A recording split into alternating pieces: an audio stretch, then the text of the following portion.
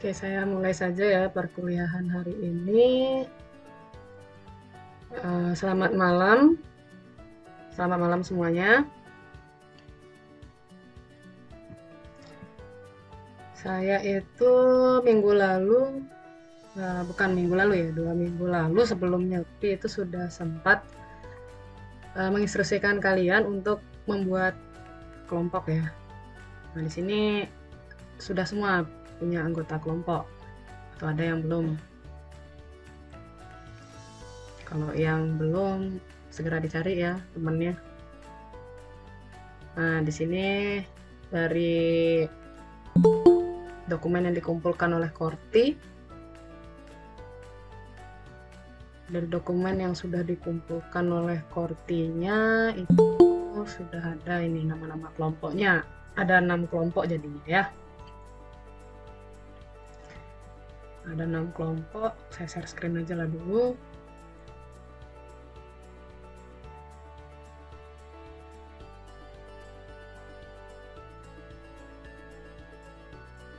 Nah, ini ada 6 kelompok ya. Ada 6 kelompok. Karena di sini kalian totalnya 29 orang, jadi ada 5 kelompok yang 5 orang, 1 kelompok yang 4 orang ya. Nah, nanti kira-kira tugasnya apa? Itu nanti ya, saya kasih tahu nanti selesai pemaparan materi hari ini. Oke, nanti usahakan ini sampai seterusnya ya, bisa pakai kelompok ini. Kalau saya seandainya suruh lagi untuk bikin tugas berkelompok. Oke, selanjutnya kelompok sudah. Saya mau bahas materi hari ini ya.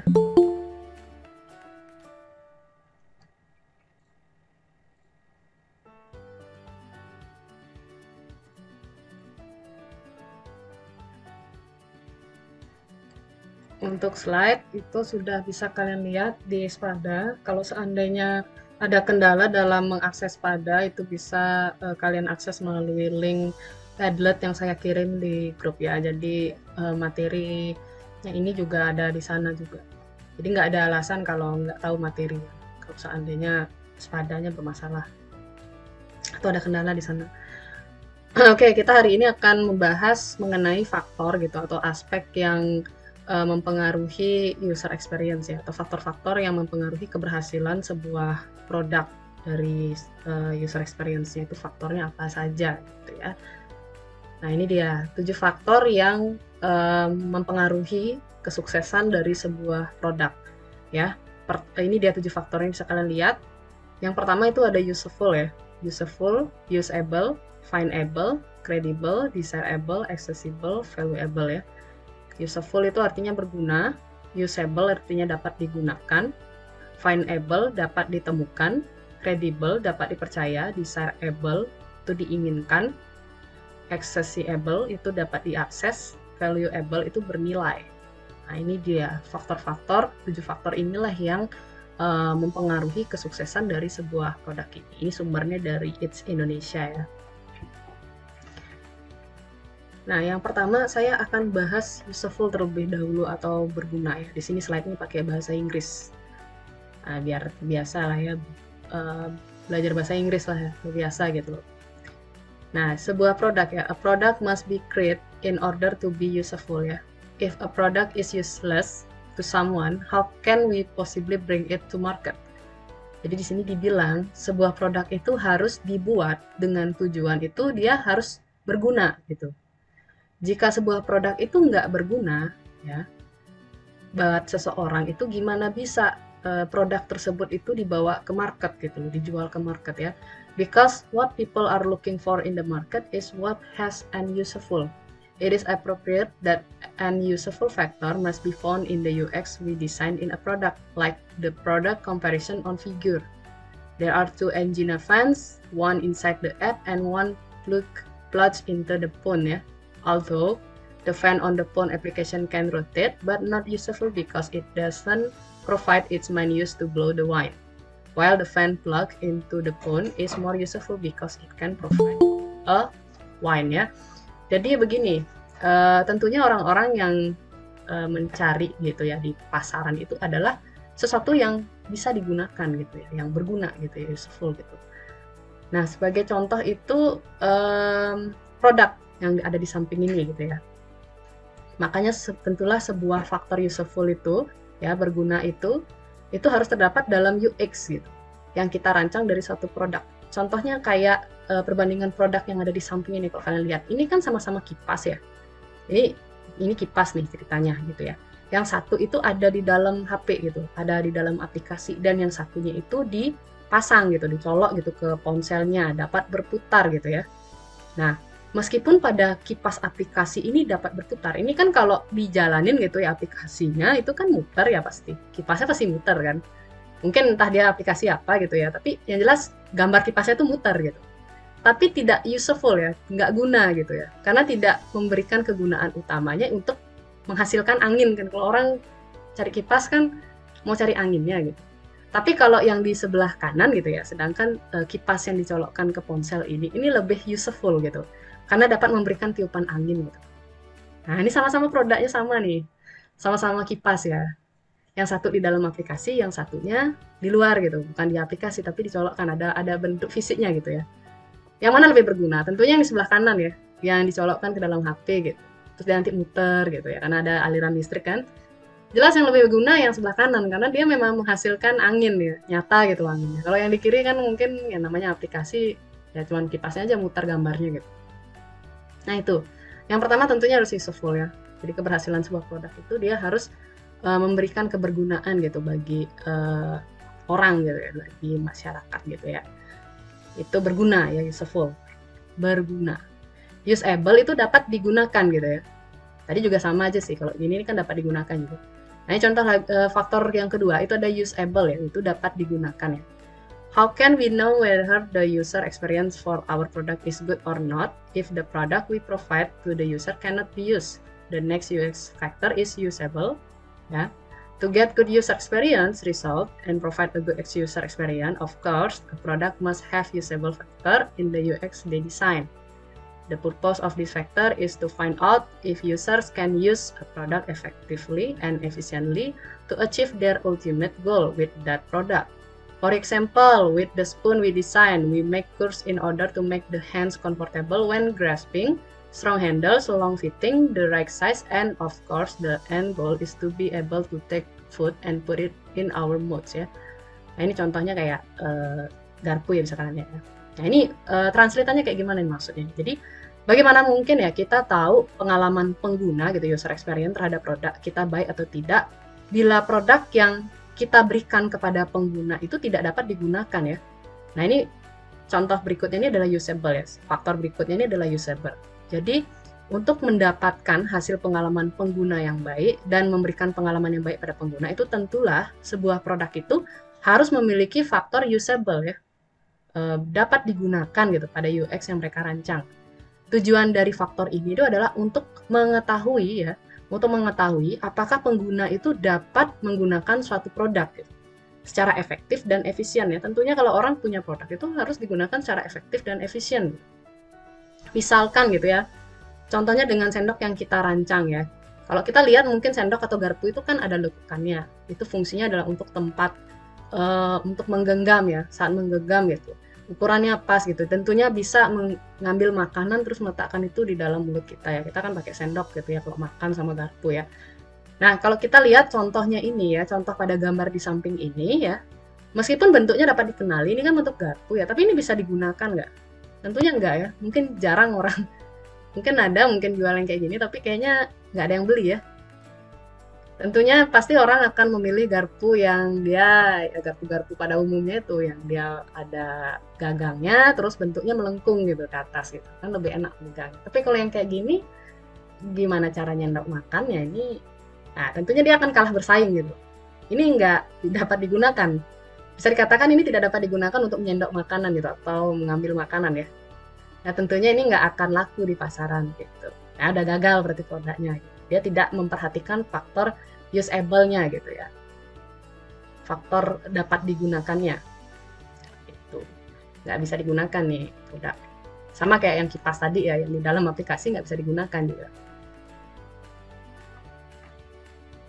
Terus ini ya, Ini kan sudah usable ya, dapat digunakan. Selanjutnya findable ya, dapat ditemukan. Where with sight don't see you, those words sometimes appear and make user feel frustrated and at not finding what they are looking for in the product. Let's take an example of an e-commerce application ya. After entering the item into the chart, it turns out that the user doesn't know or cannot find the chart menu, so there is a possibility that the user becomes frustrated and does not continue the purchase ya. That's why charts always appear at the beginning and top right. This findable factor is very important because it determines the user experience better at using the product and staying. Nah, faktor yang ketiga itu adalah dapat digunakan ya. Tentunya ya di mana gitu ya. Pertanyaan di mana, sebelah mana, terus nggak ketemu ya. Nah, kata-kata ini kadang muncul yang membuat pengguna ini frustasi karena tidak menemukan apa yang mereka cari di produk tersebut. Kita ambil contoh misalnya kayak aplikasi e-commerce ya. Misalnya setelah kita udah milih nih barang-barang gitu kan. Saya mau beli ini tapi mau masukin ke keranjang dulu gitu ya. Bukan beli langsung tapi kita masukin ke keranjang dulu kan biasanya gitu. Nah, kalau ternyata user ini tidak dapat menemukan chart gitu ya atau keranjangnya itu sehingga memungkinkan pengguna itu pasti frustasi ya. Misalnya nih ada aplikasi e-commerce nih, dia udah menentukan nih produk apa yang mau dia beli. Tapi mau masukin ke keranjangnya itu dia nggak ketemu gitu ya. Bingung dia nyarinya di mana nih tombolnya gitu ya, atau di mana nih menunya gitu. Tentunya pasti orang merasa frustasi yang pakai, ujung-ujungnya nggak jadi beli kan gitu. Nah itulah mengapa kalau kalian perhatikan ya Tokopedia, Shopee ya, artinya aplikasi-aplikasi e-commerce itu yang Lazada lah dan sebagainya, itu pasti charts ini ya, keranjang ini selalu muncul gitu di pojok gitu ya, di awal gitu, dan dia pasti di pojok kanan kalau kalian perhatikan. Ini kan menu ya, nanti di pojok kanan itu biasanya ada gambar icon keranjang gitu ya. Nah dengan begitu kan lebih gampang ya dilihat ya. Nah faktor gampang ditemukan ini atau dapat ditemukan dengan mudah ini sangat penting ya, karena ini akan menentukan pengalaman pengguna ya, apakah si pengguna ini bisa betah pakai produk itu gitu. Apakah dia tidak menimbulkan rasa frustasi gitu karena mereka udah mau belanja tapi harus nyari dulu gitu loh, menunya di mana nih gitu ya. Nah, itu kan tentunya bosan, akhirnya gimana ya, frustasi gitu loh. Saya mau belanja tapi ribet, ya udah nggak jadi pakai aplikasi ini, pakai aplikasi lain ya. Orang kan tentunya pingin sesuatu yang gampang dicari kan. Kayak misalnya orang kehilangan kunci motor, kunci mobil, frustasi kan lama-lama kalau nggak ketemu kan gitu. Contohnya misalnya kayak di gambarnya ini ya, kalau kalian perhatikan, ya ini abstrak sekali ini. Ini adalah untuk membuka pintu itu harus menggeser tuas ke bagian ujung gitu ya, dan melewati labirin gitu ya. Oh ini kayak main-main dia nih. Ini kayak main labirin. Jadi dibawa gitu ke sini gitu ya, diarahin ke sini tuasnya itu sampai dia ketemu di ujung ini gitu, baru kebuka pintunya gitu ya. Nah, dalam hal ini ya, poin utama sulit ditemukan oleh pengguna nih. Ini maksudnya gimana nih? Orang pasti bingung nih dari awal ya. Meskipun poin tersebut dapat ditentukan dengan mudah, tetapi jalan user menuju poin tersebut rumit sehingga sama saja akan memperburuk pengalaman pengguna gitu ya. Ini mau cari titik awalnya gimana gitu loh. Kita misalnya mau buka pintunya ini terus mau cari titik awalnya lewat mana gitu ya. Nah ini tentunya tidak gampang ditemukan lah sama pengguna awam, apalagi kalau orang-orang tua gitu dikasih kunci modelan kayak gini ya, mau buka pintu harus kayak gini dulu kan, frustasi lama-lama. Nah ini makanya ini salah satu contoh produk yang tidak menerapkan findable ya, tidak dapat ditemukan di contoh nyatanya. Terus selanjutnya itu ada credible ya. Credible itu artinya dapat dipercaya, credible.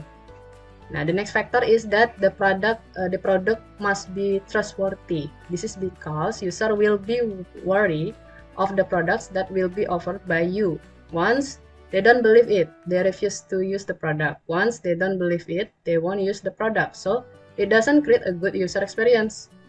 A product that has and shows evidence of credible factors will be needed by the user.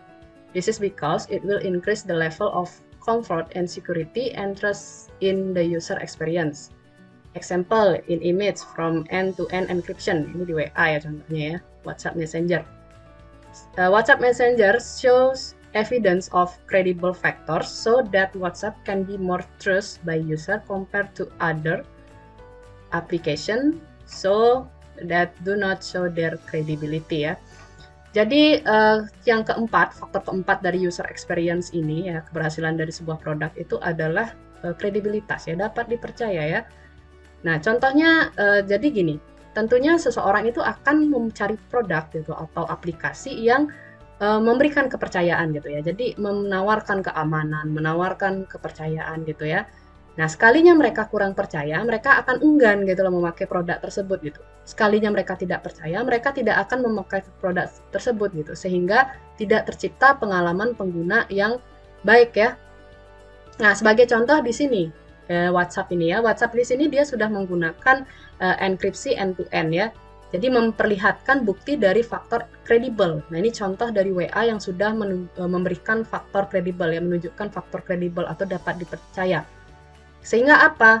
Sekarang kan masih banyak orang pakai WA. Artinya apa? Konsumen gitu ya, atau orang-orang user ini itu sudah percaya sama WA dari segi keamanannya gitu loh. Jadi dia sudah menawarkan keamanan dia WA ini. Jadi dia sudah kredibel dari segi keamanan. Contoh apanya lagi? Contoh misalnya aplikasi investasi misalnya ya. Kan sekarang banyak tuh lagi booming ya, apalagi semenjak COVID ini investasi ya macam-macam gitu ya. Ada yang investasi, dibilang investasi itu sebenarnya bukan investasi, itu contohnya kayak Binomo ya. Binomo kan lebih ke judi dia binary option, bukan investasi, bukan trading dia ya. Contohnya kayak aplikasi misalnya kayak Bibit ya. Ini Ibu nggak promosi ya, tapi itu contohnya ya. Jadi kan banyak sekarang ada aplikasi-aplikasi investasi. Nah, tentunya dari sekian banyak aplikasi yang ditawarkan oleh sekuritasnya gitu ya, orang yang memang menawarkan jasa investasi ini, tentunya si user itu pasti lihat dulu nih mana aplikasi yang kredibel. Pasti akan bertanya-tanya dulu. Seandainya saya nabung menggunakan aplikasi A misalnya, terus aplikasi A ini kira-kira menawarkan apa yang bisa dipercaya dari si usernya ini atau konsumennya. Misalnya dari segi apa? Kalau bangkrut gimana? Nah, ini harus bisa jawab ya. Orang yang punya aplikasi, ya, si developer ini atau sekuritas atau ownernya ini atau CEO-nya ini harus bisa menjawab pertanyaan user tersebut. Kalau misalnya seandainya tiba-tiba aplikasinya bangkrut gitu ya, udah dia aplikasinya ini ditarik gitu dari Play Store ya, uang saya kemana yang saya investasikan? Apakah akan dikembalikan atau hanya lenyap begitu saja? Nah, itu pertanyaan-pertanyaan yang tentunya sangat artinya paling awal yang pasti ditanya sama investor gitu. Yang paling awal ditanya sama orang yang mau investasi ini gitu. Kalau saya investasi di sini aman nggak uang saya? Kalau seandainya perusahaannya bangkrut, sekuritasnya bangkrut, aplikasinya tutup, nggak ada di Play Store, hilang gitu tiba-tiba, itu kemana duitnya? Apa bisa kembali ke usernya, orang yang investasi, atau bisa kembali ke investornya? Nah, di sini harus ada kredibel ya. Si produk ini harus memberikan kredibilitas di sini. Kredibelnya apa dia? Ya, dia harus bisa menjawab itu semua. Mungkin dari dia menawarkan, oh nanti nariknya lewat bank sekuritasnya, karena ini kan kalian nabungnya bukan di aplikasinya, tapi melalui banknya sebenarnya. Kita hanya perantara, gitu dia jawab. Nah, dengan begitu, tentunya si user ini, oh berarti kredibel nih aplikasi. Dia sudah bilang nih, dia dikasih daftar sekuritasnya, bank-bank penampungnya itu. Ini loh uang-uang kalian ditampung di bank A, bank B, bank C. Silakan nanti kalau misalnya kami kenapa-napa bangkrut, kalian bisa ngurus uang kalian di sini gitu. Kalian ngiriminnya ke bank bukan ke kaminya. Kami hanya sebagai perantara. Gitu dia. Dengan begitu sudah kredibel di sana berarti. Si user mulai ada download nih aplikasi. Oh, dia sudah bisa menjawab pertanyaan ini.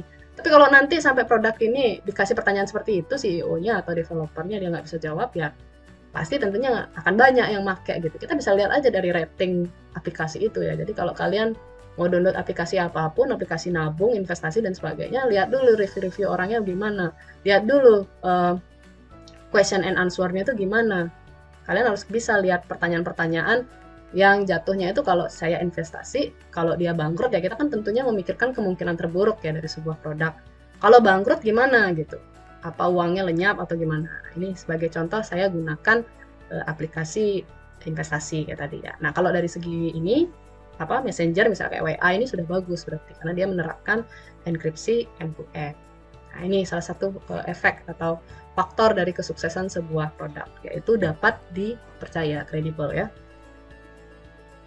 Selanjutnya ada desirable ya, diinginkan gitu ya. Sangat diinginkan ya. Yang kelima nih, faktor kelima ya. If a product is not desired by the market, why is it still on display in the market? The next factor is desirable. A product must be designed to cause desire to be owned by user or markets. Not only fulfilling the user wish, but until the user is increasingly thirsty for his desire for a product.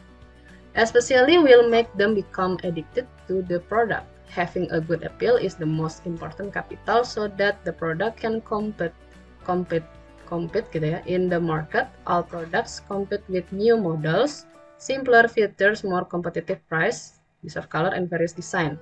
There are so many things that can make a product wantable by user. That's how the user experience is created based on their server. Panjang banget ya penjelasannya ya. Jadi intinya gini, diinginkan ya. Jadi jika sebuah produk itu tidak diinginkan oleh market, buat apa produk itu masih dipajang di market gitu ya. Kayak di Play Store misalnya, ada aplikasi udah nggak pernah di-download, buat apa tuh mejeng ya di Play Store, toh juga nggak ada yang download kan gitu ya. Nah tentunya faktor berikutnya ini adalah desirable ya, sebuah produk itu harus diinginkan sama pelanggannya gitu, sama konsumen, sama usernya gitu ya. Jadi sebuah produk itu haruslah dirancang untuk menimbulkan hasrat dimiliki oleh pengguna gitu. Jadi gimana tuh ada produk gitu, kalian punya produk itu menciptakan hasrat gitu ya, hasrat dari si usernya gitu, dari si konsumennya tuh biar punya barangnya itu gitu, biar download gitu aplikasinya itu gitu, bukan hanya sekedar memenuhi keinginan pengguna gitu, tapi hingga pengguna itu akan semakin haus akan kebutuhannya terhadap produk ini gitu ya, akan jadi candu lah gitu. Nah ini sebagai contoh bisa dilihat pada gambar ini ya. Contohnya gambar apa ini? Burger ya. Nah, ini gambar burger. Jadi cara kita membuat foto produk gitu dari sebuah makanan gitu. Ada produk yang dapat menimbulkan hasrat pengguna untuk memiliki atau membeli produk itu. Tetapi ada juga produk yang tidak diinginkan oleh pengguna dan bahkan bahayanya dapat membuat pengguna menjadi sangat tidak ingin gitu. Jadi di sini contohnya kalian bisa lihat ya, dari gambar ini tentunya berbeda. Mana yang diinginkan, mana yang enggak ya. Nah ini dari segi pengambilan gambar ya. Jadi ketika kalian memasarkan sebuah produk, itu usahakan gitu, mengambilnya tuh estetik gitu ya. Kayak contohnya di sini burgernya nih. Kalau di gambar sebelah kanan kan estetik ya hasilnya ya. Jadi dia bagus gitu, hasil fotonya gitu ya, menggiurkan gitu ya, kayak orang pengen beli. Isinya tuh ada ayam ini. Tapi kalau dia nguploadnya misalnya di promosi gitu, ngupload yang gambar sebelah kiri, kira-kira tertarik nggak? Tentunya enggak ya, orang-orang tentunya tidak ada hasrat gitu, ingin makan gitu, nggak ada kalau dia ngambil gambar seperti yang sebelah kiri. Tapi kalau dia ngambil yang sebelah kanan, pengambilan gambarnya seperti yang di sebelah kanan, mungkin iya orang akan tertarik gitu ya, tentunya akan mampir gitu ya, walaupun ekspektasinya nggak seperti yang di sebelah kanan gitu ya. Nah ini juga penting ya dari segi pemasaran juga, pemasaran produk kayak ini kalau makanan. Tapi kalau jatuhnya ke aplikasi ya, gimana caranya kalian bikin aplikasi itu yang bikin candu gitu ya, diinginkan gitu loh sama si usernya gitu. Contohnya mungkin yang bisa diinginkan sama si user kayak game gitu ya. Orang-orang yang bikin game tentunya kan kayak contohnya ya bisa saya bilang yang sudah berhasil gitu dari segi UX-nya ya, kayak game-game MOBA gitu ya, yang Mobile Legends itu ya, dia kan sudah menciptakan faktor desirable ya, membuat hasrat orang itu pingin main gitu loh, main gamenya ini gitu ya. Jadi semua kalangan ya, cewek, cowok, terus yang masih kecil, kuliah gitu, pasti ya install tuh gamenya itu gitu. Jadi dari faktor yang berikutnya ini ada desirable ya, diinginkan. Gimana cara kita membuat sebuah produk itu diinginkan sama si user atau si penggunanya. Kemudian selanjutnya itu ada accessible ya, gampang diakses gitu. Dapat diakses, ini faktor ke-6 ya. The next factor, UX product design should be easily accessible ya. Users will not want to get a product that is very difficult to access. They just want a product that make it easier from them to use it. The user patience is limited. They will try to access a UX that we design. But if the UX we create turns out to be very difficult to access or inaccessible, user can stop at any time. They are happy with the easy and fast thing to get. If users are directed to a UX design, they will choose a more accessible flow and will not choose a design that only makes them difficult, ya. Jadi orang itu kan pada prinsipnya manusia itu adalah makhluk yang ingin cepat, ya. Cepat apa-apa cepat selesai itu sebenarnya, ya. Jadi gampang diakses itu adalah salah satu faktor penentu keberhasilan dari sebuah produk, ya. Jadi siapa sih yang nggak pengen sesuatu itu gampang diakses? Misalnya kayak kalian mau ngakses e-learning, misalnya e-learningnya kalian. Ketika susah diakses ya, kira-kira gimana perasaannya? Tentunya akan ada rasa kecewa, rasa males ya pastinya. Nah maka itu sebuah produk itu harus gampang diakses. Jadi ini contohnya ya, Pocket Cup ya. Ini sebagai contoh dari accessible ya. Jadi pada gambar produk ini bisa dilihat pengguna itu disuguhi oleh kemudahan dalam mengakses saus ya. Jadi di sini dia udah menerapkan tempat kentangnya ini jadi ada wadah sausnya gitu. Disuguhi oleh kemudahan dalam mengakses saus. Biasanya pengguna hanya diberikan saus bungkusan ya. Kalau mungkin kalian pernah mungkin beli kentang gitu di franchise apa gitu ya. Itu kadang kan dia ngasihnya tuh saus yang dibungkus yang harus dibukanya kayak gini. Nah itu kadang berminyak tangan kita atau dari sausnya sendiri berminyak, bungkusnya pas buka susah kan. Kesel sendiri akhirnya, kadang harus nyari gunting, kadang ada yang pakai giginya kayak gini ya. Tapi kalau bungkusnya kayak gini lebih gampang ya orang makan ya. Jadi dia langsung diisikan tempat sausnya di sini, gampang jadinya. Jadi nggak perlu ngeluarin lagi gitu kentangnya ke dalam ke wadah gitu terus baru keluarin sausnya, dia langsung colek-colek sausnya di sini, jadi sudah ada langsung tempat sausnya di sini, jadi accessible ya. Kalau biasanya kayak gini lebih berhasil ya produknya gitu. Namanya Pocket Cup. Salah satu faktor keberhasilan yang keenam itu adalah sebuah produk itu harus gampang diakses. Jadi kalau kalian bikin aplikasi, usahakan aplikasinya juga gampang diakses gitu. Kayak misalnya mau masuk ke halaman login, ya harus bisa masuk ke halaman login. Jadi ketika dia masuk ngeklik link, itu gimana langsung muncul gitu halaman login gitu. Nggak harus bertele-tele, harus masuk ke gini dulu, masuk isi iklan dulu dan sebagainya gitu, nggak gitu ya. Kemudian faktor terakhir ya, faktor ketujuh itu adalah valuable ya. Sebuah produk itu harus bernilai. The last factor that becomes the main determinant in creating a product and selling it to the market is certainly the product must have value. Harus punya nilai. A product must provide value to the business that create it and to the user who buy or use it ya. Sebuah produk harus menyediakan nilai kepada bisnis yang membuatnya dan pada orang-orang atau pengguna yang membelinya atau menggunakannya. Jika sebuah produk ya, if a product is designed without thinking about value, jadi jika sebuah produk itu didesain tanpa memikirkan nilainya, while all products in the market have the lowest value, then how can you know which class and what quality it is ya? Sementara produk-produk atau semua produk di pasaran itu punya nilai terkecilnya, itu paling kecil gitu, paling rendahnya. Kemudian bagaimana kamu tahu di kelas manakah gitu ya produk tersebut, terus kualitasnya itu bagaimana ya. Maka jika tanpa nilai ya, kemungkinan produk itu akan sukses itu akan susah gitu ya. Jadi faktor ketujuh itu adalah valuable gitu, bernilai. Nah, pada contoh di samping bisa kalian lihat ini Spotify ya. Ini buat yang senang-senang dengerin lagu pasti udah nggak asing nih sama aplikasinya ini, Spotify. Spotify itu memberikan nilai produk mereka dengan membandingkan kedua nilai yang masih dalam satu produk ya. Mereka memperlihatkan bagaimana gitu sebuah nilai memberikan keuntungan bagi pengguna gitu. Jadi dia membandingkan gitu loh. Dikasih nilai nih, yang ini free, kamu dapat shuffle play aja.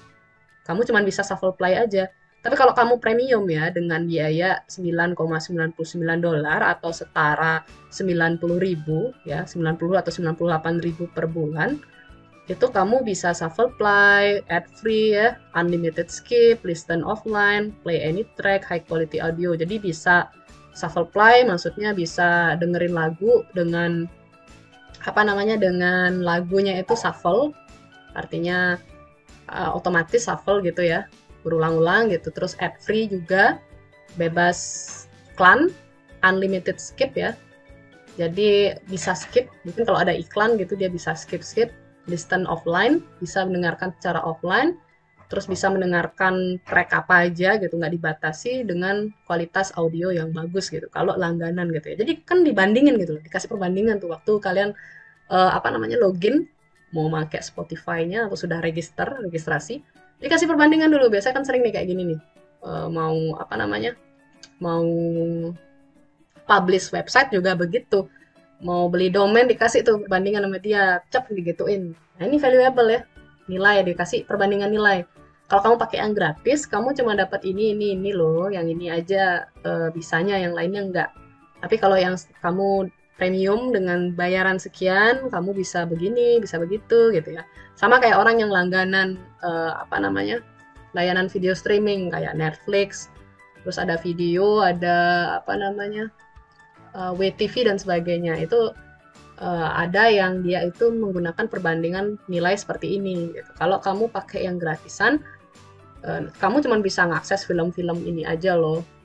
Tapi kalau kamu dengan biaya sekian per bulan, kamu sudah bisa semuanya gitu. Pasti orang rata-rata langganan ya biasanya. Pasti lebih memilih langganan ketimbang dia nyari yang gratis. Karena yang langganan lebih banyak keuntungannya.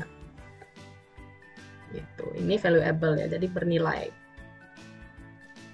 Nah, ini contoh di example of good UI and good UX. Ini saya pakai bahasa Indonesia di sini. Sini baru pakai bahasa Indonesia ya, tadi pakai bahasa Inggris. Contoh UI dan user experience yang bagus, user interface dan user experience yang bagus ya. Di sini kita pakai contoh di sini adalah Gojek ya. Pertama kita analisa dulu dari segi user interface-nya. Bisa kalian lihat. Nah, di sisi kiri ini gambar belum jodoh.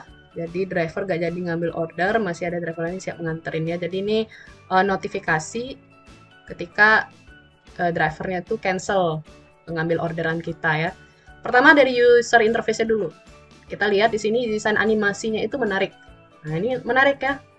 Jadi dia pakai pakai orang yang di PHP-in ya. Konsep desain Gojek sangat friendly dan informal. Desain tersebut berhasil membuat pengguna merasa lebih dekat dan relate dengan layanan yang tersedia dalam aplikasi. Misalnya animasi desain seperti gambar di samping ini. Desain tersebut diadaptasi dari realitas hubungan friendzone ya. Realitas hubungan friendzone nih. Gojek mengadaptasi gambar tersebut sebagai pesan notifikasi ketika pengemudi membatalkan pesanan gitu. Jadi pintar dia ya, dia pakai realitanya itu dia analogikan seperti orang yang kena friendzone ya. Jadi di satu sisi yang ini dia merasa dicintai, yang lagi satunya ya dia biasa aja gitu. Saya nganggapnya cuma teman aja ya. Begitulah hubungan antara driver sama si pembelinya gitu, dianggap seperti itu ya. Jadi ketika si driver ini meng-cancel, dia pakai gambar seperti ini gitu. Jadi bagus ya, desain animasinya menarik. UI-nya dari segi UI dia bagus ya Gojek ini. Terus terus kemudian penggunaan icon ya, bisa kalian lihat penggunaan icon-iconnya. Aplikasi Gojek didesain dengan model icon untuk memudahkan pengguna menggunakan aplikasi. Bisa kalian lihat nih, icon-iconnya dia kan ukurannya tidak terlalu kecil, tidak terlalu besar, jadi disesuaikan. Proporsinya juga bagus, ukurannya, jaraknya, marginnya bagus, spasi antar icon juga sesuai ya, pas gitu ya. Nah, jika ingin memesan GoRide, pengguna hanya tinggal klik icon motor. Ingin memesan makanan atau minuman, tinggal klik icon sendok garpu. Icon-icon Gojek ini akan jadi lebih mudah dikenali oleh pengguna ya. Nah, dengan adanya dia kayak kalau mau makanan dia pakai sendok sama garpu, kalau mau GoRide dia pakai motor, itu kan lebih gampang dikenali sama pengguna. Penggunaan icon ini juga membuat pengguna mudah mengenali fitur-fitur dari Gojek ya. Pengguna jadi lebih cepat menyelesaikan kebutuhannya. Dengan begitu, pengguna akan lebih puas menggunakan Gojek. Ya. Jadi dari segi penggunaan icon. Bisa kalian perhatikan ya iconnya, mungkin kalau kalian yang saya rasa di sini semua pernah pakai Gojek ya. pasti sudah memperhatikan icon-iconnya kayak gimana, terus fitur-fiturnya seperti apa, kan gampang digunakan. Orang nggak perlu kursus ya, pakai ini nggak perlu lihat tutorial YouTube juga. Tinggal dia buka aplikasi dengan icon-icon yang seperti ini, orang jadi lebih gampang gitu. Terus konsistensi desain kalau dari segi UI-nya ya. Jika diperhatikan, desain tampilan setiap fitur itu tidak jauh berbeda. Misalnya, layout pada fitur GoRide ya. GoCar dan GoSend. Tampilan layout ketiga layanan ini hampir sama. Yang membedakan hanyalah icon motor untuk pesanan GoRide atau GoSend dan icon mobil untuk pesanan GoCar. Nah, ini hampir sama kalau kalian lihat dari segi layoutnya ya. Ketika dia bisa dilihat dari desainnya kan mirip-mirip ya. Mirip-mirip dari tiga ini kan itu saya jajarin ini 3. Yang ini GoCar, yang ini dia Gojeknya, yang ini dia GoRide-nya. Ya ini dia mirip-mirip kalau diperhatikan. Nah, ini dia konsisten dari segi desainnya ya. Desain yang konsisten membuat pengguna jadi lebih familiar dengan setiap fitur. Pengguna pun jadi lebih mudah dan cepat dalam memenuhi kebutuhannya. Nah, ini tinggal ganti icon aja dia sebenarnya. Gitu. Bisa dilihat tampilannya mirip ya, ketiga itu. Kalau mau pakai Gojek dia mirip lah kayak yang pakai ketika pakai GoCar, yang pakai GoRide juga mirip kayak yang Gojek. Jadi ada konsistensi desain di sana, bisa dilihat. Nggak warna kuning gitu di sini ya, tiba-tiba di sini warna kuning gitu. Yang ininya lain, yang icon di sininya lain, layoutnya di sini lain gitu. Jadi konsisten dari segi desainnya. Kemudian dari segi user experience. Fitur yang tersedia sangat useful ya.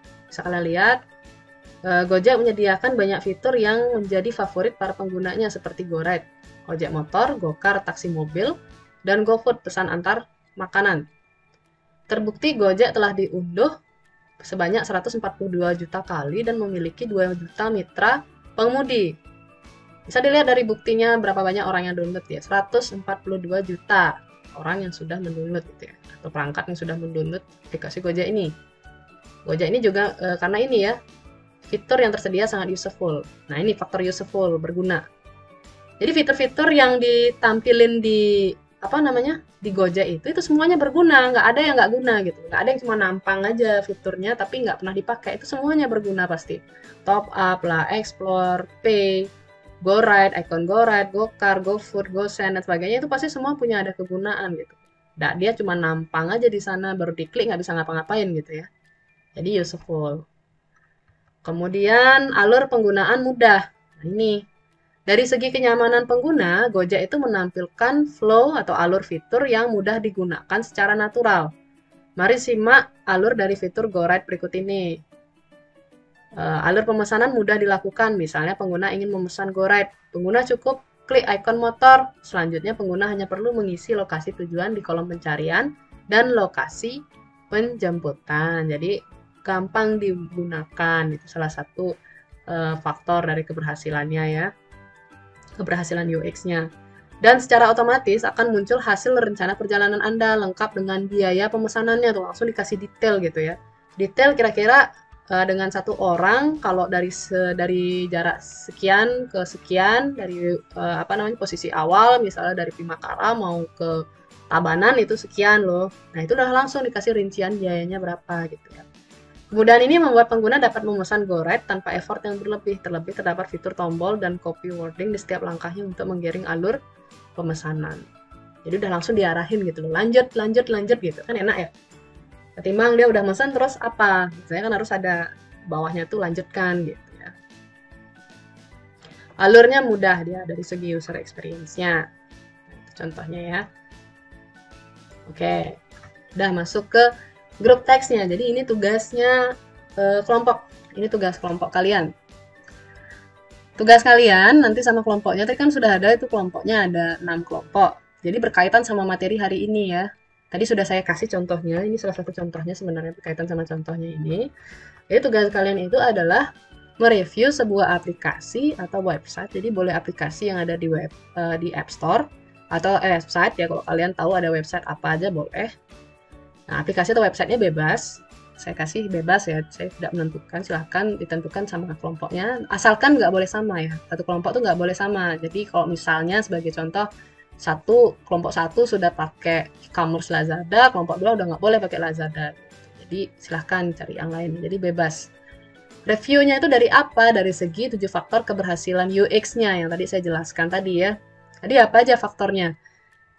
Ada ini ya, yang lupa tadi faktornya ada ini. Nah, jadi kalian meng-review dari 7 faktor UX ini. Dari useful-nya, usable-nya, findable-nya, credible, desirable, accessible, sampai valuable. Apakah aplikasi atau website itu berguna, apakah dapat digunakan atau dapat ditemukan atau dapat dipercaya. Nah, silahkan kalian review ya. Nah, review dari segi 7 faktor keberhasilan UX, buatkan dalam format PowerPoint. Jadi minggu depan itu kalian presentasi. Di pertemuan keempat, kalian sama kelompoknya presentasi ya, dalam format PPT. Isi presentasinya apa saja? Itu ada pendahuluan, ya, pendahuluan, kalian isikan latar belakang gitu, kenapa memilih aplikasi ini dan sebagainya gitu, aplikasinya ini aplikasi apa gitu. Itu di deskripsi ya, aplikasinya aplikasi apa, fungsinya apa. Kalau di pendahuluan itu kalian kasih tahu kenapa memilih aplikasi ini gitu ya. Terus fiturnya dijelaskan satu persatu secara rinci, fitur-fiturnya apa saja. Gitu. Kayak misalnya icon ini fiturnya untuk ini gitu ya. Lazada misalnya untuk icon yang ini dia fungsinya untuk ini gitu. Itu namanya mereview ya. Terus jabarkan juga di PowerPoint-nya kelebihan dari segi faktor UX-nya, kemudian kekurangan dari segi faktor UX-nya. Jadi kalau andainya aplikasi itu kan tidak semuanya sempurna ya, tidak semuanya seperti Gojek atau dan sebagainya, aplikasi-aplikasi yang banyak penggunanya gitu ya. Berarti di sana kan ada kekurangan. Kalian bisa cari itu kekurangan dari aplikasi atau website tersebut. Dari segi useful-nya, kira-kira apa tuh yang nggak berguna dari aplikasi itu. Kalian kasih tahu fiturnya, fitur ini loh yang nggak guna gitu misalnya. Atau kredibelnya ya, dari segi kepercayaannya. Kenapa aplikasi ini, dikit yang download, ternyata ini loh penyebabnya gitu. Jadi dicari tahu dari segi kekurangan juga, kelebihannya juga. Ini tugas kelompoknya, jadi minggu depan sudah dipresentasikan, dalam waktu 1 minggu untuk mengerjakan. Gimana? Ada pertanyaan?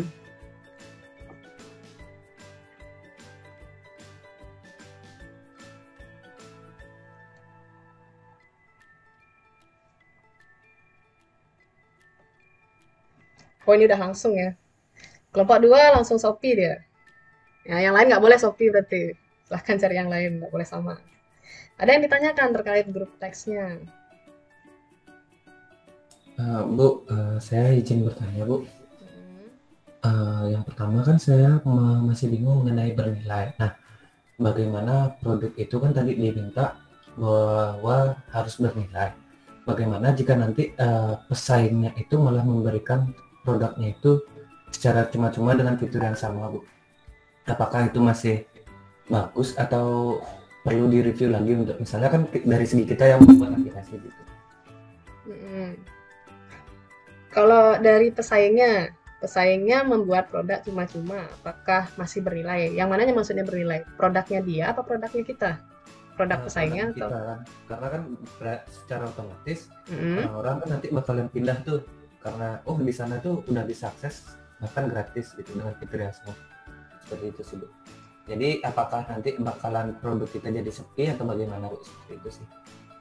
Oke, jadi gini, kalau masalah bernilai ya, tentunya kan kita tuh nggak bisa kalau misalnya membeli sebuah produk atau menggunakan sebuah produk tuh benar-benar melihat sekali gitu loh dari 7 faktor itu kan hanya baru 7 faktor ya. Kalau seandainya sebuah produk itu tidak memenuhi dari ke-7 faktor itu, ya tidak masalah sebenarnya gitu ya. Contohnya kayak tadi, contohnya kamu bilang, kayak misalnya yang dia pesaingnya itu dia memberikan promo misalnya cuma-cuma, apakah punya kita juga menjadi tidak bernilai?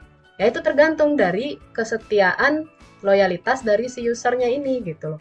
Meskipun kalau dari pesaingnya ini dia memberikan promo yang cuma-cuma, tapi kalau dari usernya ya, kita lihat dari si usernya, dia oh dari segi kredibilitas nggak bagus tuh gitu, dia ngasih promo cuma-cuma tapi nggak kredibel aplikasinya, kita masih untung di sana gitu loh, kita masih di up di sana dari segi faktor yang lain gitu, kita nggak bisa oh pokoknya harus valuable gitu, nggak bisa, kita harus sebaiknya ya sebuah produk itu ketujuh faktor ini memenuhi, tapi kalau seandainya salah satu faktor saja tidak terpenuhi ya tidak masalah gitu, tapi harus ada yang ditingkatkan salah satu faktor di sana, mungkin dari segi kredibelnya, dari segi apa namanya aksesnya gampang diakses gitu, kalaupun dia nggak bernilai gitu ya, ya tentunya, tapi kalau dari segi keamanan lebih bagus, mungkin orang akan lebih banyak pakai yang lebih banyak, lebih aman kan gitu ya.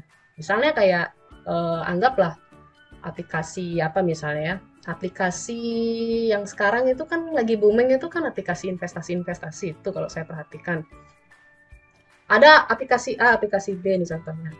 Yang aplikasi A ini dia promo nih, kan biasa tuh promo, aplikasi B juga promo. Punya kita nih kan sudah valuable ya, dari segi gininya sudah bernilai kan gitu ya, memberikan nilai lah. Dia pesaing kita ini dengan cuma-cuma ngasih promo tuh, promo misalnya investasi sekian nanti dapat apa namanya dapat bonus misalnya cashback gitu ya, cashback 1 juta, tapi dengan asalkan kamu bisa investasi 20 juta, invest 20 juta dapat cashback 1 juta gitulah, kita nggak ada tuh promo kayak gitu ya, dia kayak gitu. Nah tetapi ternyata setelah ditelusuri aplikasinya ini ternyata scam gitu ya, dari segi keamanan dia nggak bagus gitu, uangnya kita itu nggak aman gitu, artinya bisa dibilang kalau bangkrut itu kemana lari duitnya gitu, itu nggak jelas, dia nggak bisa jawab itu, dia hanya ngasih promo gitu aja. Nah sekarang lihat nih si usernya gitu, user kan cenderung kalau saya perhatikan ya pasti lebih suka aplikasi yang gampang digunakan dan kredibilitasnya bagus gitu loh, jadi dapat dipercaya gitu, nggak dia tuh nongol tapi nggak bisa dipercaya gitu ya. Ya kayak kasus inilah yang Binomo itu kan, pada akhirnya kan sekarang di close, ditutup aplikasinya ya, nggak boleh ada orang pakai aplikasi itu, padahal dulu kan marak banget nih, mungkin dia lah kayak lebih dari value-nya mungkin lebih bagus gitu loh ketimbang aplikasi trading yang lain gitu ya, kayak lebih menjanjikan gitu ya, value-nya lebih bagus nih, lebih bernilai gitu orang-orang mikirnya kan, tapi kan akhirnya apa sih, bisa dilihat yang rugi yang mana gitu. Jadi kalau misalnya apa namanya dari segi pesaingnya ternyata mereka memberikan promo cuma-cuma, ya kita dari segi kredibilitasnya yang kita bagusin gitu. Tapi bukan berarti kita turun valuable-nya, enggak gitu. Belum tentu dia bagus kredibilitasnya, belum tentu accessibility-nya juga bagus. Belum tentu juga bertahan dia dengan ngasih promo cuma-cuma, kita nggak tahu apakah dia akan bertahan 10 tahun, 20 tahun, contohnya Binomo aja udah di closing. Sudah nggak boleh ada orang, kalau ada orang berani pakai itu udah pasti dipenjara gitu. Ternyata itu aplikasi nipu ternyata. Padahal promonya bagus ya. Oh, dari kan promonya dia kan kalau afiliatornya dari 200.000 bisa jadi 20 juta duitnya. Menggiurkan sekali kan. Orang-orang yang mau trading, dia apa benar-benar trading, belajar analisa, yang mau instan kaya gitu ya mungkin akan lari ke Binomo, tapi akhirnya kan rugi sendiri gitu. Dia mau cari yang mendapatkan nilai lebih tapi ternyata kredibelnya nggak bagus gitu, tidak bisa dipercaya, ternyata uangnya mereka ternyata habis gitu ya di sana, ternyata rugi gitu. Nah, jatuhnya tuh ke orang yang ngasih promo ini. Bisa dipahami ya kira-kira penjelasan saya ya? Bisa? Tadi siapa yang nanya ya?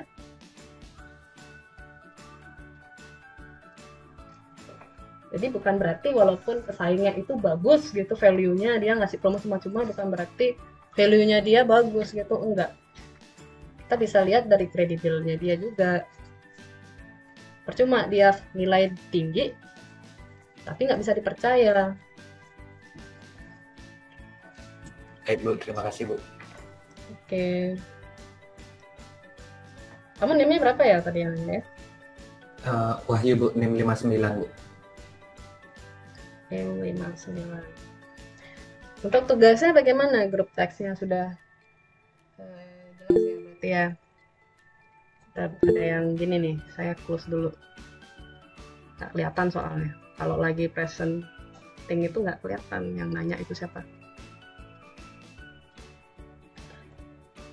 Sebentar. Ini siapa ya? Saya buka antriannya dulu. agak loading dia. Sinyal nggak bagus soalnya nih. Oh, Erika dulu deh. Erika Yudiani, apa yang ingin ditanyakan? Baik Bu, Erika ada 2 pertanyaan di sini Bu. Untuk tugasnya ini, kita tuh izin buat Word-nya nggak Bu? Sama Erika juga mau nanyain, tadi kan untuk mereview faktor ini kan ada 7 faktor tuh Bu. Jadi pas penugasan nanti kita tuh semua kita review ke 7 faktornya itu kita review di sana juga Bu. Oke, ya, Ibu jawab dulu ya. Untuk tugasnya ini tadi apakah dibuat Word? Enggak perlu, Ibu hanya perlu PPT aja. Kalian nanti bikin PowerPoint aja. Bikin PowerPoint aja, enggak perlu bikin laporan Word gitu, enggak perlu. Tapi kalau dirasa untuk keperluan kelompok sendiri gitu ya nggak masalah kalau seandainya kalian mau bikin Word untuk diri kalian sendiri gitu, nggak masalah. Tapi kalau untuk dikumpulkan dalam bentuk Word itu Ibu tidak minta, Ibu hanya minta dalam bentuk PowerPoint. Terus tadi pertanyaan kedua, apakah harus ke-7 faktor itu? Ya, jadi dari 7 faktor itu diamati ya. Kalau seandainya tidak ada yang sesuai, berarti kan masuk kekurangan gitu ya. Misalnya aplikasi A ternyata nggak ada tidak kredibel gitu ya, kalian cantumkan aja juga di sana gitu. Jadi memang harus dari 7 faktor itu. Bisa diterima, Erika? Bisa dipahami atau masih kurang jelas? Bisa ditanyakan lagi? Sudah Bu. Baik Ibu, terima kasih Ibu, sudah jelas. Ya. Selanjutnya tadi Intan Sancia, gimana Intan? Sama sih Bu, pertanyaannya sama kayak Erika tadi. Kan Ibu udah jawab kalau harus ke-7 faktornya gitu Bu ya. Ya. Nah misal kalau kita nggak dapet nih Bu ke-7 faktornya itu dalam marketplace-nya itu, bisa nggak itu digunakan Bu? Kalau misalnya nggak ke-7-7-nya ada faktornya itu. Ke-7-7-nya nggak ada faktornya itu, berarti dia masuk ke kekurangan. Bukan. Maksudnya? Maksudnya gini Bu, misalnya aplikasi Facebook gitu misalnya Bu. Jadi kan nggak ada ke-7 faktornya ini. Misalnya cuma ada 4 dari 7 faktor nih. Bisa dipakai Facebook tuh Bu? Oh ya bisa, nggak masalah. Nggak masalah. Kan seperti Ibu bilang tadi. Tetap dibuat ya. Tetap dibuat. Jadi usahakan kalau kalian mencari produk itu ya dianalisa berdasarkan 7 keberhasilan itu ya, atau 7 faktor itu. Kalau seandainya kan seperti Ibu bilang tadi, tidak semua aplikasi itu benar-benar bisa menerapkan 7 faktor itu, ya nggak masalah gitu. Misalnya kayak Facebook, dia cuma ada 5 aja, ya itu yang kalian dapetin, itu yang kalian sampaikan gitu. Jangan dipaksa, kalau memang nggak ada ya masa dipaksa kan gitu ya. Tetapi tetap Ibu targetnya tuh 7 itu gitu. 7 faktor itu, kalau tidak ada, dia cuma ada 5 atau cuma ada 4 yang harusnya 7, ya nggak masalah. Seperti Ibu bilang tadi, sebuah produk itu nggak semuanya bisa menerapkan 7 itu. Pasti ada yang dia nggak bisa terapin atau nggak ada yang sesuai sama ininya dia gitu. Terus kesimpulannya apakah UX-nya bagus? Ya bisa saja bagus, bisa saja enggak. Kita bisa lihat dari apa? Dari jumlah orang yang make gitu. Kalau banyak yang make, ratingnya 5, ratingnya 4,7, 4,9, ya berarti bagus UX-nya. Oke. Berarti tidak tergantung misalnya dari 7 faktor, dia punya 3 faktor. Kalau dia punya 3 faktor, tapi banyak yang make Bu, dilihat dari ratingnya bagus, gimana tuh Bu? Ya, apakah kesimpulannya itu bagus atau? Kesimpulannya ya bisa dikatakan bagus kalau banyak yang make. Gitu. Ya, baik Bu, terima kasih. Rating, kita kan nilai aplikasi itu kalau misalnya dari aplikasi ya. Kalau produk yang kayak makanan kan beda lagi tuh. Kita lihat kan dari aplikasi, bisa dilihat dari Play Store ya biasanya kalau kalian review-review. Kalau tempat makan, kalau aplikasi kan di Play Store. Kalau di tempat makan itu biasanya di Google kan Google ada Google Review tuh. Nah itu kalau misalnya orang-orang kan biasanya kalau pengguna gini ya, dia kan pasti ngasih reviewnya secara umum ya. Itu harus kalian cek juga loh sebenarnya. Ada nih orang yang dia aplikasi gitu, yang download dikit tapi reviewnya bintang 5 gitu loh, atau bintangnya 4,7. Nah, ini bisa kita asumsikan bahwa orang yang mereview itu ya, itu orang-orang suruhan. Ada yang kayak gitu. Jadi disuruh aja biar disuruh ya, biar bagus, biar biar kelihatan ratingnya tinggi. Kalian kasih tuh komen yang bagus-bagus. Ada yang kayak gitu. Jadi nggak bisa cuma dilihat dari rating aja, tapi dilihat juga dari jumlah orang yang download gitu. Kalau misalnya ada kasus gitu, dia aplikasinya ini yang download itu cuman 100 orang, tapi ratingnya itu bintang 5 gitu. Bintang 5 kan mencurigakan ya. Baru dilihat review-reviewnya orang bilang good application bla bla bla. Awal orang-orang suruhan ini. Berarti ya bisa kita asumsikan orang-orang itu orang-orang yang disuruh ya buat ngasih rating atau bintang sebanyak itu gitu. Jadi faktornya harus kalian lihat dari jumlah yang download harus banyak gitu ya, sampai jutaan gitu ya, berarti sudah bagus aplikasinya, tambah juga rating gitu. Kalau ya ngelihat dari yang download aja banyak tapi ratingnya dikit juga percuma ya nggak bagus juga bisa dibilang aplikasinya gitu. Ternyata ratingnya 3 gitu, yang download 1 juta tapi ratingnya 3, ya perlu dipikirkan lagi untuk pakai aplikasi itu gitu. Oke. Gimana Intan?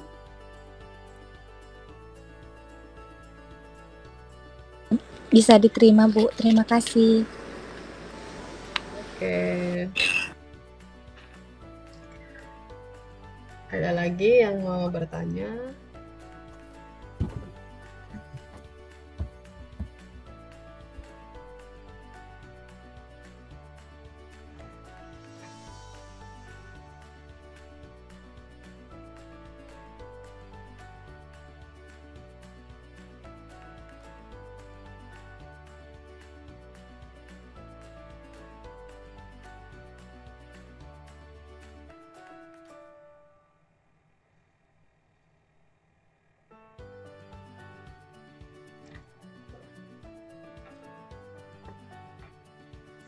Berarti sudah cukup jelas ya dari grup projectnya ya. Sudah, Bu. Udah ya, nggak ada berarti yang bertanya ya. Sudah, mungkin nanti sambil jalan juga, Bu. Ya, sambil jalan nanti gini, kan udah dapat judul nih, misalnya mau nge-review aplikasi apa, kayak aplikasi Shopee atau apa, kan tadi ada tuh tadi sudah. Tadi saya udah cek tadi di WA, sudah, coba saya lihat dulu. Nah ini juga nanti dicantumin deh di gininya ya. Nah, nanti Korti minta tolong deh bantu direkap ini yang ada di chat ini, kolom chat ini masukkan ke file docs tadi. Kan tadi buat gininya kan di Google Docs tuh. Bukan, spreadsheet ya maksud Ibu, spreadsheetnya. Jadi tolong dicantumkan di sana judul-judulnya ini gitu. Jadi silahkan dah ini kayak Telegram, kira-kira dari segi useful-nya gimana, credibility-nya gimana, dapat dipercaya nggak dia, bernilai nggak gitu. Shopee juga sama gitu. Kalau seandainya memang tidak ada dari faktor itu ya jangan dipaksa gitu ya, tapi usahakan dari 7 faktor itu. Kalau seandainya ada aplikasi dari 7 faktor itu dia memenuhi, berarti bagus ya aplikasinya ya, bisa dibilang bagus ya.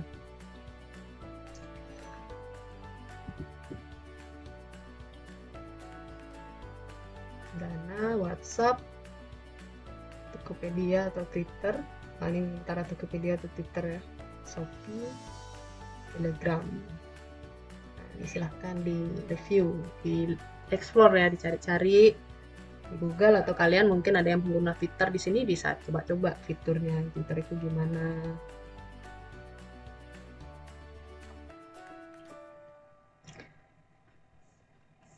Oke, itu tadi ya materinya tentang 7 faktor. Jadi minggu depan kalian presentasi. Untuk urutan presentasinya saya sampaikan H-1 deh ya. Nanti saya undi deh. Saya undi nanti.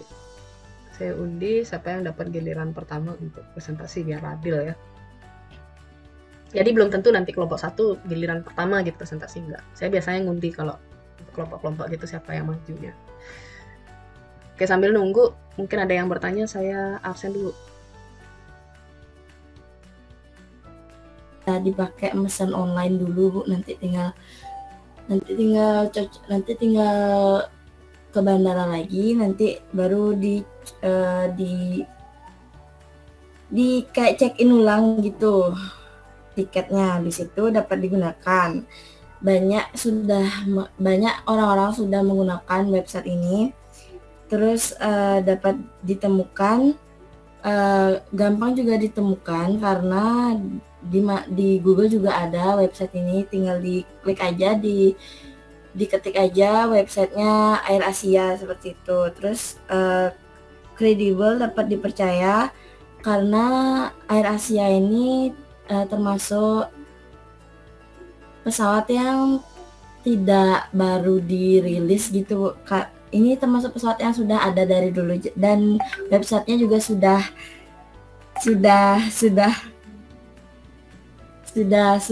lama dibuat, sudah lama digunakan, banyak orang yang menggunakan website ini. Terus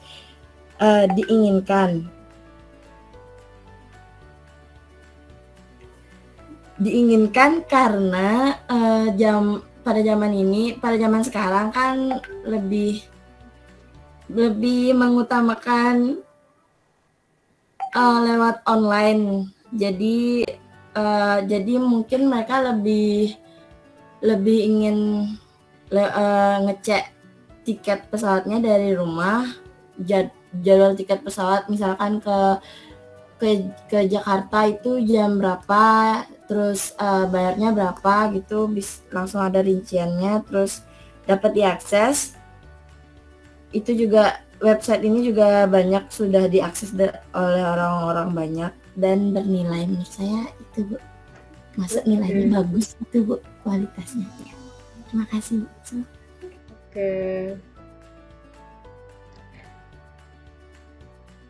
Oke, siapa lagi nih ya? Intan Santia.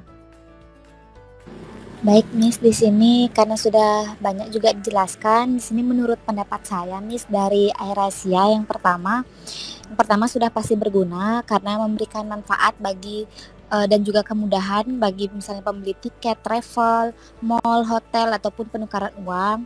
Terus juga usable, yaitu dapat digunakan dengan baik karena sistemnya juga mudah. Pastinya juga findable karena bisa ditemukan melalui website, Google Play, dan lain-lain. Terus juga kredibel, yaitu dapat dipercaya karena sudah terbukti juga AirAsia ini. Nah, di sini diinginkan itu kan karena memiliki daya tarik, Miss ya. Menurut saya di sini kurang menarik karena kurang menggunakan fitur-fitur yang dapat menarik hati penggunanya. Tapi jika dibandingkan dengan Lion Air, saya itu lebih prefer ke AirAsia karena fiturnya lebih menarik jika dibandingkan dengan Lion Air. Tapi menurut saya tetap kurang untuk fitur-fiturnya. Untuk aksesibel nih dapat diakses itu aksesnya juga mudah. Terus untuk di valuable ini itu berharga juga, memiliki nilai. Mungkin di sini juga ada disediakan promo-promo dan lain-lain untuk di AirAsia yang saya lihat. Mungkin untuk di Lion Air itu belum saya lihat ada promo dan nilainya itu, Miss. Tapi secara keseluruhan jika dibandingkan antara Lion Air dan AirAsia itu mungkin saya lebih ke AirAsia-nya, Miss. Oke.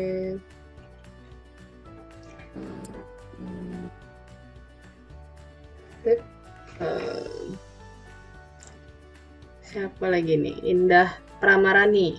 Coba deh pendapatnya gimana, Indah? Baik, Miss, terima kasih, Miss. Mungkin Indah di sini akan membandingkan dari dua maskapai yang Ibu berikan. Yang pertama itu dari segi useful atau berguna gitu. Kedua website ini sama-sama berguna sesuai tujuannya, itu kan untuk memberikan informasi kepada penumpang seperti itu, Bu. Kemudian yang kedua itu ada usable, dapat digunakan. Jadi menurut saya dari dua website ini yang lebih ramah pengguna yaitu website dari AirAsia. Karena apa? Itu fiturnya lebih banyak. Jadi tujuan saat penumpang itu ada masalah, website ini dapat lebih digunakan. Jadi lebih ramah pengguna daripada Lion Air yang informasi yang kita dapatkan dari website tersebut lebih sedikit seperti itu, Bu. Kemudian ada dapat ditemukan atau findable. Jadi dari segi dua website ini sama-sama dapat ditemukan seperti itu. Kemudian yang keempat dapat dipercaya atau kredibel. Dari dua website ini uh, berdasarkan pengalaman yang baru saya dapatkan gitu kan saat ketika saya mengunjungi, saya lebih percaya ke maskapai AirAsia ketika saya baru pertama mengunjungi website gitu. Karena apa? Mungkin karena informasi yang kita dapatkan itu lebih banyak seperti itu, Bu. Kemudian ada diinginkan.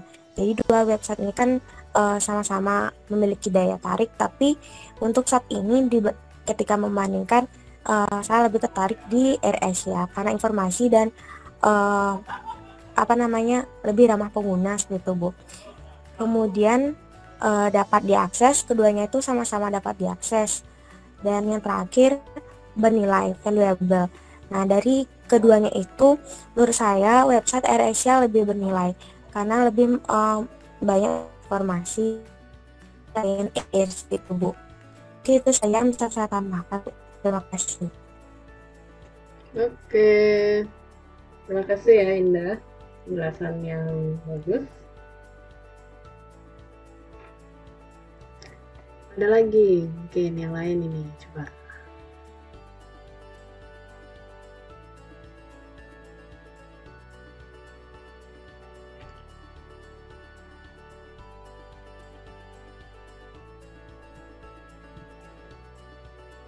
Oke, Erika.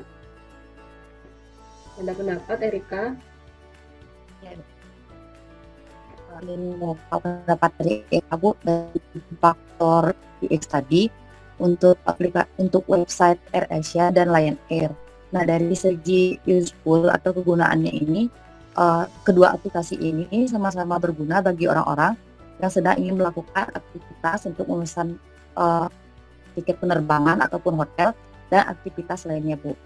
Untuk usable atau dapat digunakan di sini, website ini untuk pengguna dapat menggunakan aplikasi dengan mudah dikarenakan fitur untuk website AirAsia memiliki ikon yang membantu kliennya lebih mudah untuk dimengerti. Sedangkan untuk Lion Air sendiri, kurang tertarik dengan fitur-fitur yang dimilikinya, Bu.